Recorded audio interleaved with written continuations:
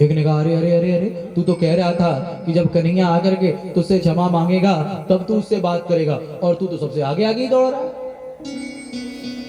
मधुमंगल ने कहा, अरे रूठना मनाना तो बाद में होगा, इतने वर्षों बाद हमारा कन्हैया आ रहा है, पहले उसे एक बार जी भर के अपने हृदय से तो लगा लो। सारे ग्वाल बाल दौड़े दौड़े आए हैं, आकर के देखा तो वहां कृष्ण नहीं बल्कि कोई और है। ग्वाल बालों ने कहा, वाह रे कन्हैया, इतने वर्षों बाद हमारी याद भी आई तो स्वयं न आकर के किसी और को भेज दिया। उद्धव जी ने कहा, मित्रों मैं उद्धव हूं, भगवान श्री कृष्ण ने मुझे तुम्हारे पास भेजा है। यहां नंद बाबा का महल कौन सा है? ग्वाल बालों ने कहा, हे उद्धव जी, जब से श्री कृष्ण इस वृंदावन को छोड़ करके गए हैं ना, तब से नंद बाबा के महल का रास्ता बड़ा ही आसान हो गया है। ये जो नाला आपको दिखाई पड़ रहा है, आप इसी को पकड़ करके चले जाएं, नंद बाबा के महल पहुंच जाएंगे। जानते हैं उद्धव जी, जब से श्री कृष्ण इस वृंदावन को छोड़ करके गए हैं, नंद बाबा और मां यशोदा ने अपने घर के दरवाजे पर बैठ करके कृष्ण के विरह में जो आंसू बहाए हैं, उनके आंसुओं से ही ये पूरा नाला बन गया है।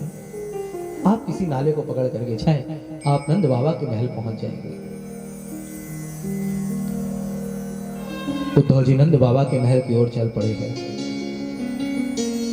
इधर मां यशोदा नंद बाबा से झगड़ा कर रही है। हे नंदराय जी, आपके ही कारण हमारा लाला हमसे रूठ करके चला गया। आप ही उसे रोज रोज जंगल में गाय चराने के लिए भेज देते थे, इसी से रूठ करके वो हमसे दूर चला गया। हे नंदराय जी, जब भी कभी हमारी आंखों में आंसू आते थे, हमारा लाला हमारे पास आकर के अपने हाथों से हमारी आंखों को पोंछता था, हमें हंसाने का प्रयास करने लगता, कभी हमारे सामने नाचने लगता, कभी मैया मैया कह करके मुझे प्यार करने लगता।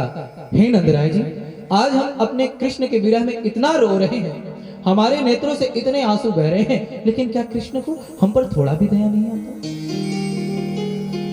क्या लाला को हमारी याद नहीं आती होगी? नंद बाबा ने कहा, यशोदा, तुम कहती हो कि मैं उसे जंगल में गाय चराने के लिए भेज देता था, इसलिए वो हमसे रूठ करके चला गया, लेकिन क्या तुमने देखा नहीं कि कैसे जब वो 5 वर्ष का छोटा सा बालक था, तभी जंगल में गाय चराने जाने के लिए जिद करने लगा। वो तो स्वयं कहता था, बाबा मेरा जन्म तो गाय माता की सेवा के लिए ही हुआ है। यशोदा, अब हमारा लाला मथुरा का राजा बन गया है, अब उसे हमारी याद भला क्या है? नंद बाबा के नेत्रों में आंसू आ गए। कन्हैया, तुझे अपने मैया बाबा की याद नहीं आती तो कम से कम अपनी गायों के लिए तो आ जा। उसी समय नंद बाबा के महल के पास एक कौवा आकर के कांव कांव करने लगा। मां यशोदा ने देखा है, दौड़ पड़ी है। हे नंदराय जी, देखें, लगता है ये कौवा आकर के मेरे लाला के आने का संकेत कर रहा है। नंदराय जी, मैं सत्य कहती हूँ, आज यदि हमारा लाला आ गया ना, तो मैं इस कौवे की चोंच को सोने से मरवा दूंगी। मैं सत्य कहती हूँ नंदराय जी, जो कोई भी मेरे लाला के आने का समाचार मुझे देगा, मैं आजीवन उसकी दासी बनकर के सेवा करूंगी। नंदराय जी, हमारा लाला कब हमारे पास वापस आएगा? नंद बाबा मां यशोदा रो रहे हैं। उद्धव जी नंद बाबा के महल में पहुंचे।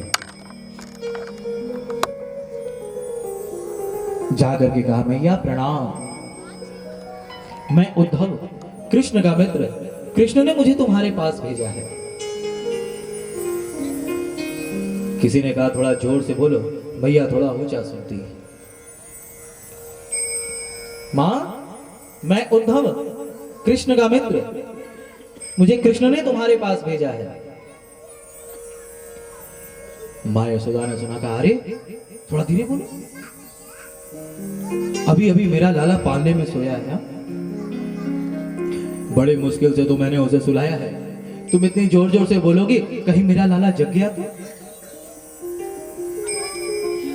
उद्धव जी विचार करने लगे, अरे राम राम राम, भगवान को मथुरा गए इतने साल बीत गए और ये मैया कहती है मेरा लाला पालने में सो रहा है।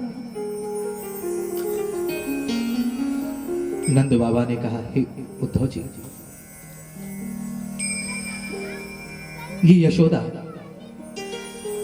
जब तक हमारे लाला को नहीं खिला लेती थी, कुछ भी नहीं खाती थी। दिन भर कन्हैया के पीछे कन्हैया कन्हैया कन्हैया कन्हैया करते हुए दौड़ती रहती थी। अब तो कन्हैया मथुरा का राजा बन गया है, क्या कभी वो अपने मैया बाबा को याद करता है? क्या कभी वहां मथुरा में हमारा नाम लेता है? हे उद्धव जी, एक दिन मैंने देखा कन्हैया कदम के वृक्ष पर बैठ करके बांसुरी बजा रहा है। मैंने सोचा इतनी देर से बांसुरी बजा रहा है, इसे भूख लगी होगी। मैंने हाथ में माखन मिश्री लिया, जैसे ही उसे देना चाहा तब तक कन्हैया न जाने कहां चला गया। कभी तो मुझे ऐसा लगता है कि मेरी गोद में बैठ करके मुझे बाबा बाबा कह रहा है, कभी मेरी उंगली पकड़ करके चलने लगता है। उद्धव जी भगवान से कह करके आए थे, प्रभु मैं समस्त वेद शास्त्र पुराणों का ज्ञाता हूं और आप मुझे वृंदावन भेज रहे हैं, वहां सारी अनपढ़ गोपियां हैं, मेरे इतने बड़े बड़े ज्ञान की बातों को वो सब कैसे समझेंगे? उद्धव जी ने जब मैया की बात को सुना, बाबा की बात को सुना, उनका अहंकार धीरे धीरे धीरे धीरे धीरे धीरे दूर होने लगा। विचार करते हैं, अरे राम राम राम राम राम, समस्त वेद शास्त्र पुराणों का अध्ययन करने के बाद भी सर्वत्र कृष्ण है, इसका दर्शन मैं आज तक न कर सका।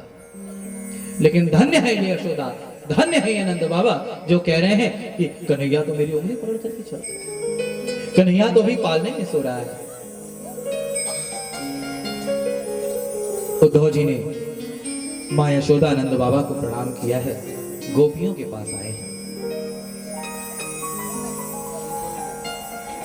इधर यमुना नदी के तट पर खड़ी होकर के सारी की सारी गोपियां आपस में बातें कर रही हैं। एक ने कहा, सखी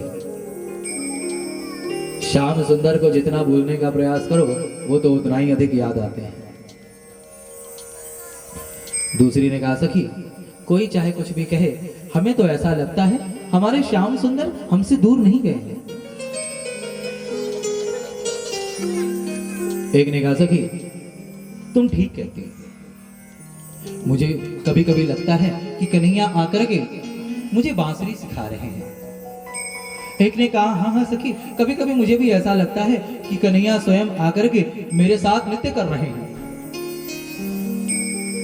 एक ने कहा, सखी अभी कल की बात है, मैं पनघट पे जल भरने के लिए गई, जल भर के लौटने लगी, रात हो गई, मुझे डर लगने लगा।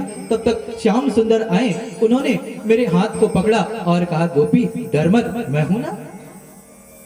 हाथ पकड़ करके मुझे मेरे घर पहुंचा दिया। कौन कहता है श्याम सुंदर हमसे दूर चले गए? उद्धव जी गोपियों के पास आए हैं, भगवान ने पत्र लिख करके दिया है। उद्धव जी ने कहा, गोपियों श्याम सुंदर ने तुम्हारे लिए पत्र भेजा है। जैसे ही गोपियों ने सुना, क्या हमारे श्याम सुंदर ने हमारे लिए पत्र भेजा है, सारी गोपियां उद्धव जी के हाथ से पत्र को छीन लेती हैं, सब एक दूसरे से छीनने लगती हैं। अरे अरे अरे, इसमें श्याम सुंदर ने मेरा नाम लिखा है, नहीं नहीं, इसमें श्याम सुंदर ने मेरा नाम लिखा है। सब एक दूसरे से छीन रही हैं, सबके हाथ में कागज का एक एक टुकड़ा आ गया। सारी गोपियों ने उस टिपुड़े को अपने हृदय से लगा लिया है। अरे हमने कहा था ना, श्याम सुंदर हमें भूले नहीं है। देखो इस पत्र में हमारे श्याम सुंदर ने हमारा नाम लिखा है। उद्धव जी ने गोपियों को निर्गुण निराकार ब्रह्म का उपदेश दिया। गोपियों ने जब सारी बात सुनी, एक ने कहा, हे उद्धव जी, आपकी सारी बात तो ठीक है, लेकिन माने ना भाई